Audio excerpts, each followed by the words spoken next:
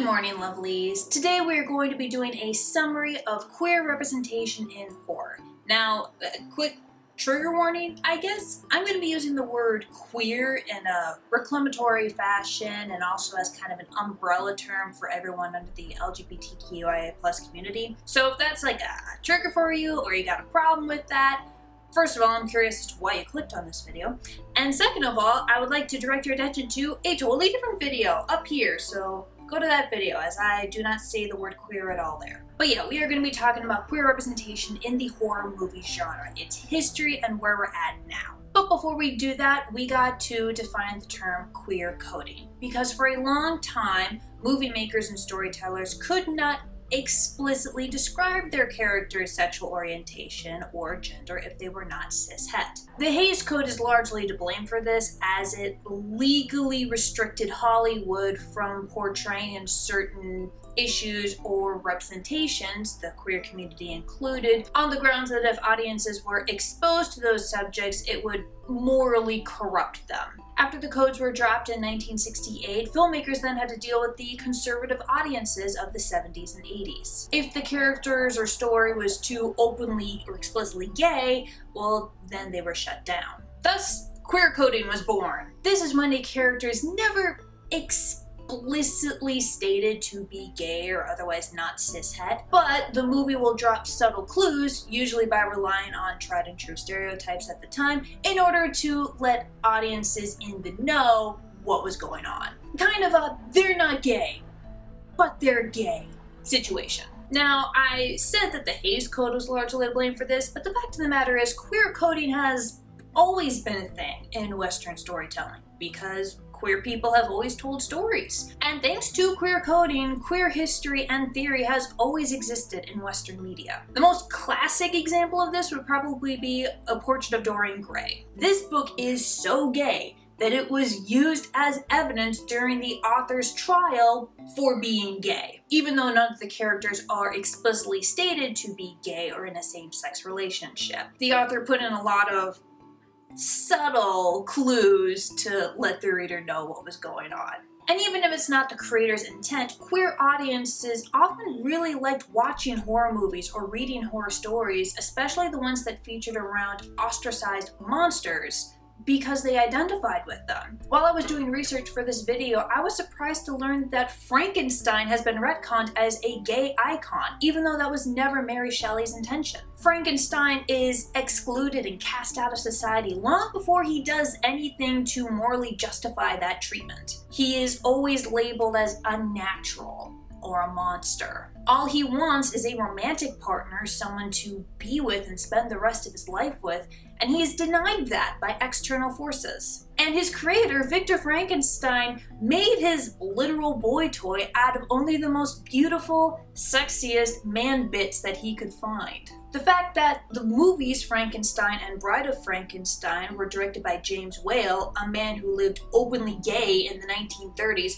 probably just attributed to that lens even more. But soon enough, queer people went from just identifying with the sympathetic monsters of these horror stories to canonically being portrayed as monsters. While some movie genres got the relatively positive stereotype of like the butch lesbian and the gay best friend, the horror movie genre was explicitly given the sadist and then later the deranged queer characters. Draculas Daughter from Draculas Daughter is almost universally agreed upon to be a lesbian, and she is horrifying. But of course, the most famous example of this is Norman Bates from Psycho. Half of the horror is supposed to be derived from the fact that not only is he murdering people in his hotel, but he's dressing up as a woman to do it. He may not be canonically transgender, but he is subverting gender norms as many trans and non-binary people do. And to the audiences in the 1960s, that one singularity is really all you need. If we want to look for canonically gay characters, let's look at the film Cruisin, a 1980 horror movie about a gay man who murders other gay men. Even when the film was being produced, it was not received well by the LGBTQ+ community, who protested it heavily on the grounds that it stigmatized the queer community, and especially gay men.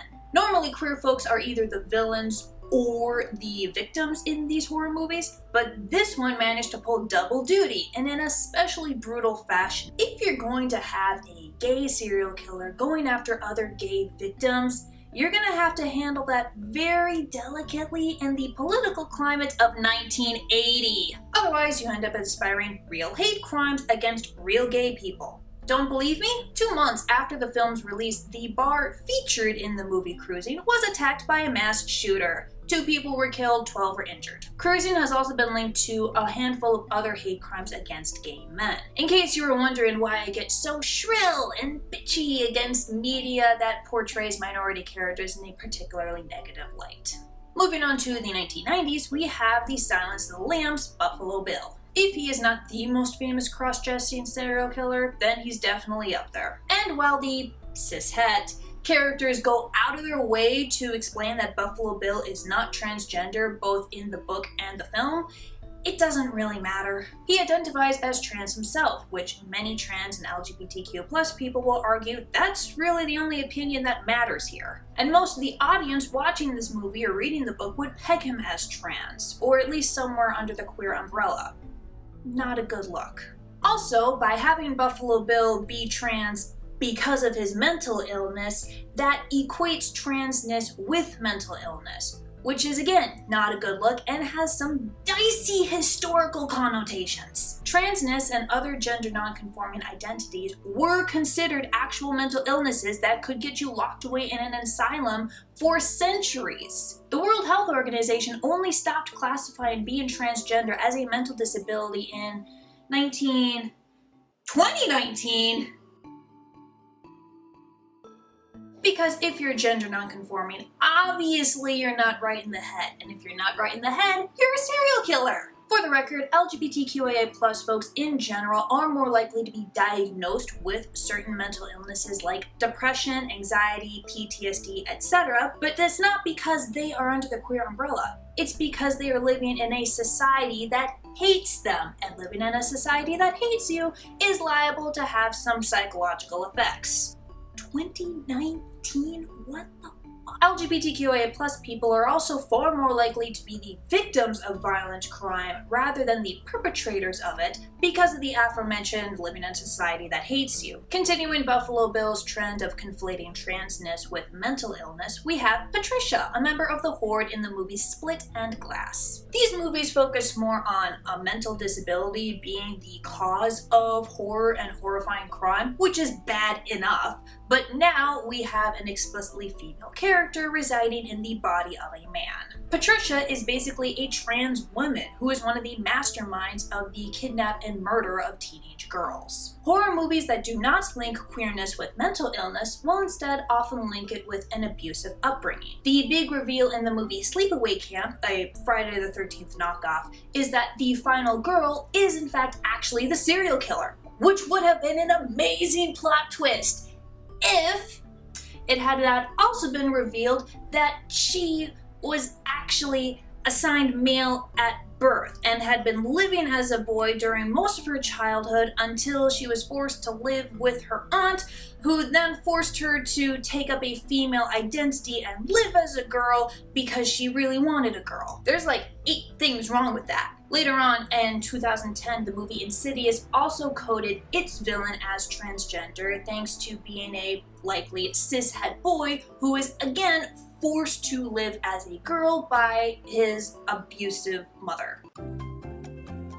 Again, many trans and queer people have had abusive childhoods, but that's not what made them queer. Them being queer was a large reason the parents abused them. Or I should say that their parents' homophobia and transphobia was the reason or excuse they gave for abusing their kids. It's important to know where to place the blame with that one. There are several other examples of poorly written queer characters in the horror movie genre, but those are the big ones. I think part of the reason that trans and homophobia exists so strongly in horror movies is because of 2 major reasons. Number 1, we live in a rigidly gendered, binary, heteronormative society. While that has started to crack in recent years, which is a good thing, those old rules are still very present, and they dictate how we live our lives and function as a society. Those who bend or break those rules present a very real threat to how that society functions, and thus to the privileged cishet person's way of life. It's not that much of a stretch for a movie maker to then extend that to threat to life, period. And number two, queerness is still something that the majority cishet population still does not understand. They don't get it. It's the basics of Lovecraftian horror. If you don't fully understand something, you can add and extrapolate horror from it. And just like Lovecraft, this is horribly prejudiced and needs to die. Okay, Chris, but sometimes people are just assholes. You can't say that we can't ever have a queer character be a villain in a horror movie because sometimes queer people are jerks. True. But when a queer person does appear in a horror movie, they are almost exclusively labeled a villain. And when they are a protagonist, or at least somewhere in the supporting cast, they die. And I am talking canonically, explicitly queer in story. No subtlety, no hint hint wink wink, no need to do the mental backflips to try to see ourselves on screen. I mean, this character is canonically in a relationship with a member of the same sex, and or they outright say in the dialogue, I am trans or gender non-binary or whatever. That's what I'm talking about. While queer characters written as not villains has gained a little more traction and more popularity, they are still very rare, and when they do pop up, they usually die. Because the only person allowed to survive to the end of a horror movie is the pretty, moral, cishet white girl, aka the final girl. The bury your gays trope is almost as prevalent as the black guy dies first trope, and they're both problematic. Supernatural and Scream 4 both kill off gay characters almost as soon as they come out of the closet. While It Chapter 2 keeps at least one canonically gay character alive, it does not give them a happy ending. And this is after killing another gay couple at the beginning of the story.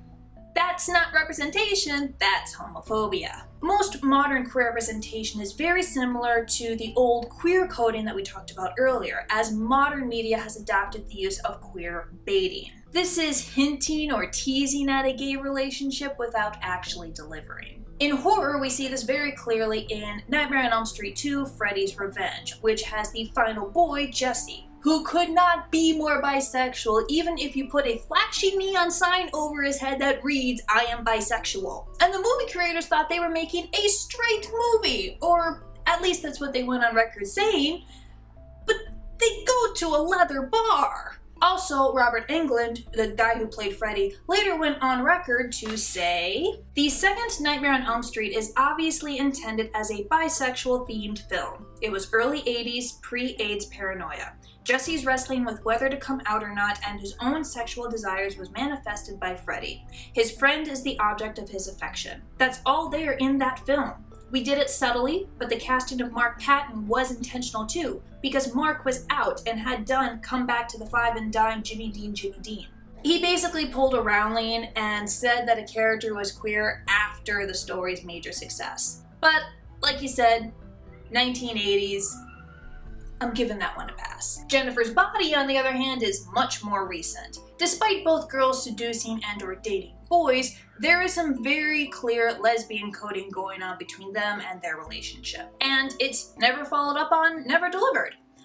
That's queer baiting, and I call it cowardly writing. Because queer baiting is basically the same thing as queer coding, but with a different goal and not nearly as much danger. While historical queer coding was a defense mechanism, a way for queer people to exist in stories in an environment that wanted nothing to do with them, queer baiting is an attempt to attract a queer audience without alienating the homophobic audience, whose opinions on this matter we should not care about anyway. Most horror movies that do have an explicitly queer cast or character tend to be very small, niche, independent. Anyway, that is the general summary of queer representation in horror throughout history and where it's at today. If you know of any other horror movies that have positive queer representation, please let me know in the comments. I already saw Fear Street. My roommate and I binged the entire trilogy last night. It was phenomenal! Seriously, go watch it. It's great. I will see you next time. Bye, lovelies!